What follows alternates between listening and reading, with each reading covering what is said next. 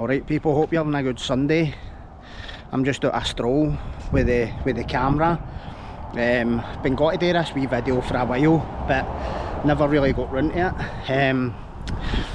But I hope you're having a good day anyway. But I'm just walking down a street that's not far from where I live, where one of the most brutal triple murders in the history of Scotland occurred. Quite infamous. The Peter Manuel case. If any of you don't know, Peter Manuel was a serial killer in 1950s Scotland, so post-war period. Quite a well-known notorious case. Guy's a fucking animal, to be perfectly honest.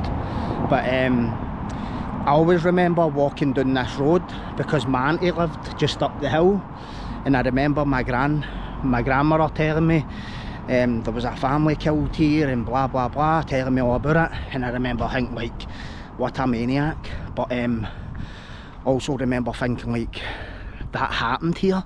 And then as I got older and saw newspaper articles and books, all that kind of stuff, and I used to think, holy shit man, that actually happened on my doorstep.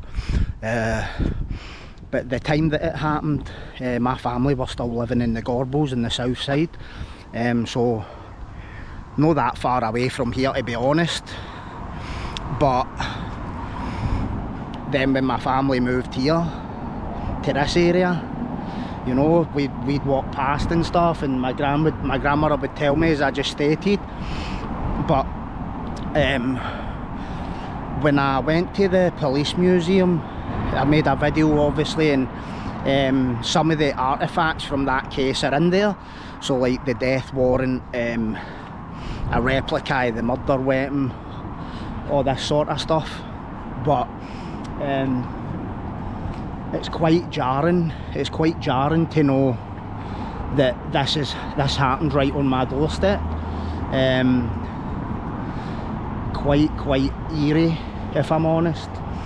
So this is the house right behind me. So like right here,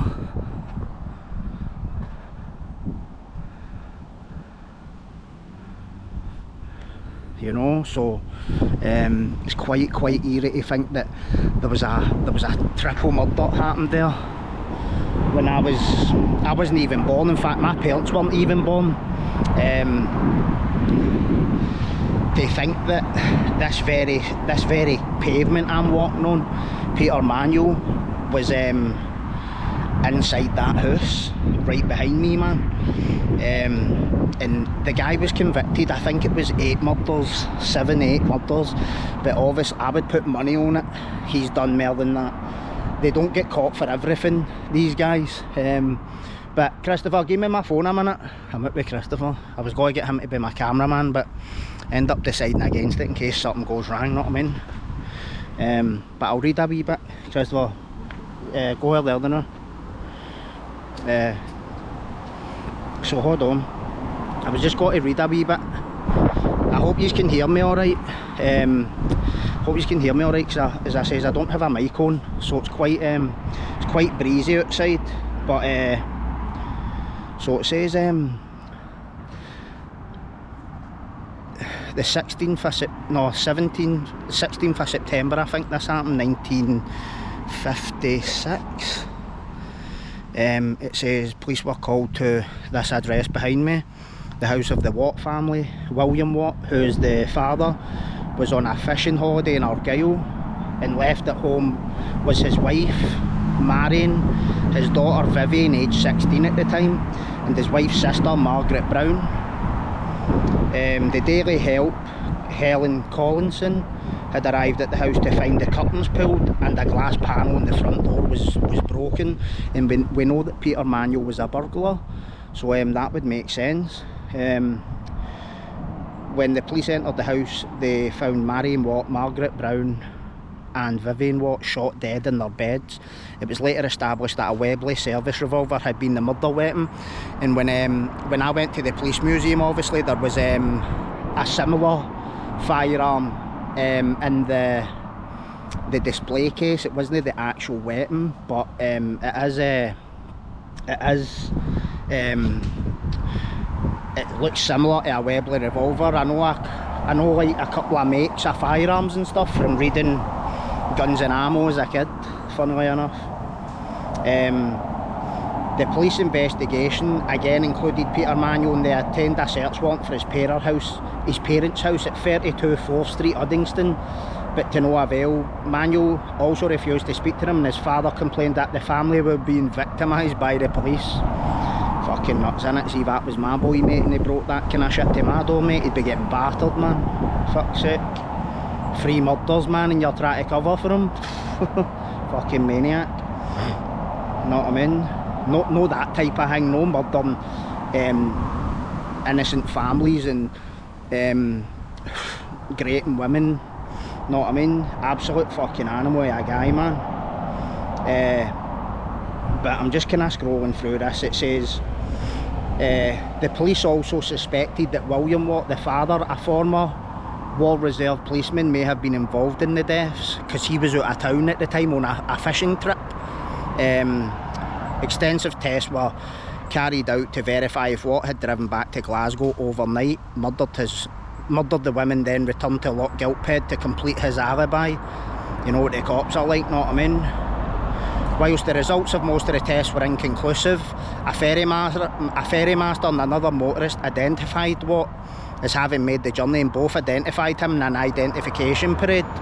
William Watt was arrested, charged with 3 murders and held in Ballina prison. Now you imagine that, right? Your family's just been murdered, right? Imagine you were nothing to do with that and you get arrested for it. You would be fucking be gone mental, mate. Whilst William Watt was in Ballina prison, Manuel was also held there. Now that's interesting.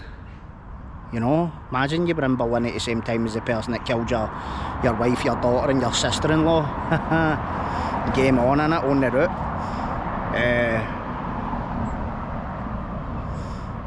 After 67 days in custody, the case against William Watt had collapsed and he was released.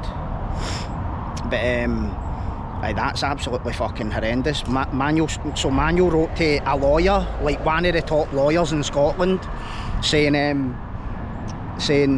I've got information that could help, because this was a really high profile murder at the time, so you can imagine the police were wanting to kind of tie this up, do you know what I mean? And he wrote to him like typical narcissistic psychopathic behaviour, like try to pure get in the limelight, and he would have hated that. He would have hated that William Watt was basically stealing his limelight.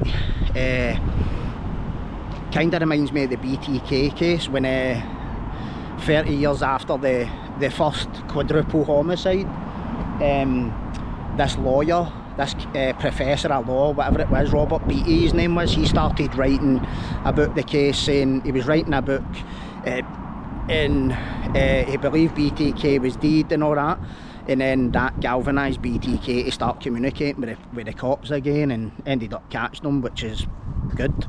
Obviously you don't want somebody like that walking about the fucking street, you know what I mean?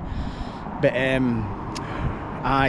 so when he wrote to that lawyer, he started playing all these wee mind games, saying he knew who the killer was, and he always made out that it was something to do with the underworld, like he was a gangster or not, but it was just a mad fantasist, this wee prick, know what I mean? Like a lot of them are, these attackers that target innocent women and kids and all that. Imagine lying in your bed at night and some mad maniac like this is coming in your house. It's kill or be killed, innit? It's quite frightening to think that this very street I'm on right now, this scumbag had been here. Obviously I've rubbed shoulders with a lot of kind of infamous Scottish criminals, but it's quite weird to think that I think he was the last man to be hanged in Scotland, in fact, Peter Manuel. So it's quite weird to think that well, I've been in Berlin as well, and I'm sure that the last time when see on the back wall, like So when you're coming in the visits, it's like at the back, right at the back, there's like a big bit, behind D hall, there's a big bit of disturbed earth, disturbed concrete. And I don't know if they dug the bodies up and moved them or what, but they should say they should throw holy water on his bones, man. Fucking evil bastard. You know what I mean?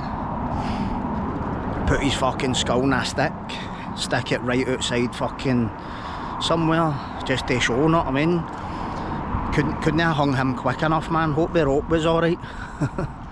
But it's crazy to think this was just in the neck of my woods. And see, on the other side of where I live, on the opposite direction, there's a golf course where he had attacked a woman prior to this attack. But I don't know if, I think he killed her as well. But absolute fucking egotistical psychopath, man, just a maniac, mate, know what I mean? I'm glad that winds went away, because when I was coming out here I was like, fucking hell, nobody's got to be able to hear a word I'm saying, man. Know what I mean? But I like doing wee videos like this, man, just do like local history and all that. It's quite interesting.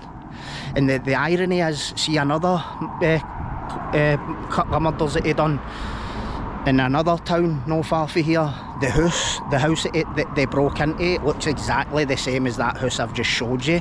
So maybe that was a preference for him, do you know what I mean? But anyway, I'm going to cut this here. I hope you liked that wee video. I hope you are having a good weekend. Back to the gym for me tomorrow, because as you know, I've quit my karate class. 4 years I was there, know what I mean? I never thought I'd have lasted fucking 2 weeks. I want to go and do something different now, know what I mean? Getting about something different, man. Change of scenery and all that, know what I mean? But you all take care, and I hope you have a good night. Bye.